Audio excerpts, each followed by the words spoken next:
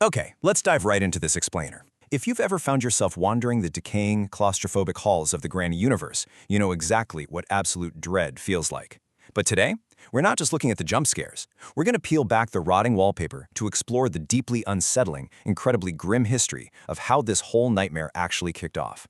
I'm talking about a story of ultimate betrayal, a horrific poisoning, and a grief so profound, so absolutely shattering that it literally broke the barrier between life and death. Which brings us to the ultimate question, doesn't it? Why exactly does she force you to play?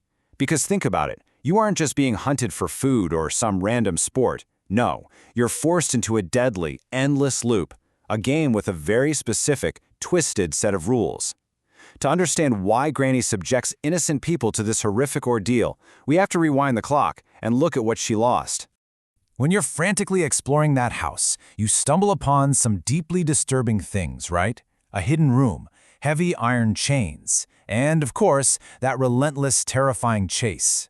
Well, these aren't just random, creepy decorations thrown in for shock value. They're actually the physical scars of a family's absolute destruction. So let's peel back the layers of this tragedy and uncover exactly how an ordinary family mutated into literal monsters. Section 1. Deceptively Normal Beginnings. Before the Nightmare. Believe it or not, generations ago, Granny and Grandpa were just normal. They were an ordinary couple with a human daughter named Angelene. Eventually, Angelene grows up and marries the man who, well, would later become known as Slenderman. And together, they have Slendrina. At this point, Slendrina is just a completely normal, innocent child.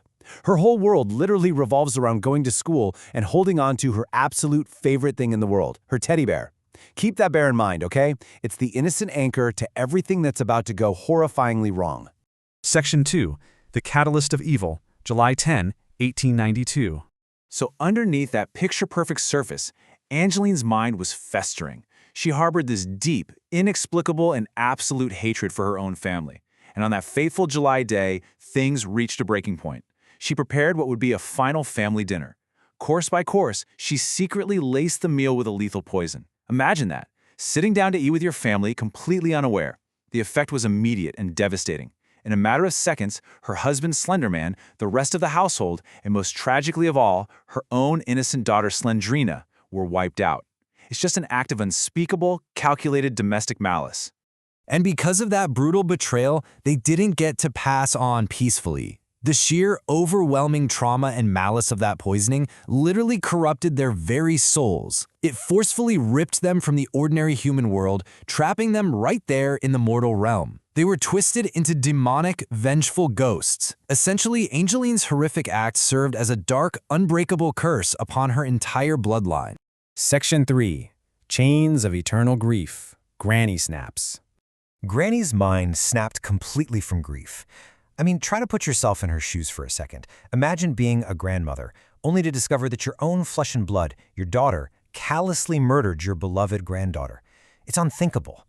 Driven completely over the edge by a volatile mix of blinding rage and bottomless sorrow, Granny and Grandpa simply lost their minds. Their sanity was entirely obliterated. They transformed into these immortal, hollow husks, basically walking physical manifestations of grief and madness, permanently isolating themselves in that dark, creepy forest you know all too well. But right before she lost herself entirely to that madness, Granny exacted a terrifying vengeance. Out of pure, unadulterated grief and rage, she dragged her own daughter behind a dusty bookshelf, binding her in heavy iron chains to rot in a secret room for all eternity. Remember that horrifying chained figure you stumbled across in the game? Yeah, that's Angelene. Bound in the dark, enduring a mother's endless, merciless punishment for what she did. Section 4. The Endless Game. Why You Are Hunted. Now let's talk about how you fit into all this. Because your actions in that house actually trigger this family's lingering trauma. For instance, Angelene's spirit can eventually be freed if you place Slendrina's book onto the lectern. But, and this is a huge but, if you dare to pick up Slendrina's innocent little teddy bear, Granny's eyes instantly snap blood red. She drops whatever she's doing to hunt you down. Why? Because in her shattered, grieving mind, you aren't just some random intruder. She suffers from a horrific delusion. She honestly believes you're a thief trying to steal the very last pure memory of her murdered granddaughter. And that means you aren't just prey. To Granny, you are a stand-in. Her profound, suffocating grief has essentially frozen her in time, driving her to trap innocent trespassers in a deadly, macabre game of hide-and-seek. It is a violent recreation of the childhood games she never, ever got to finish playing with Slendrina.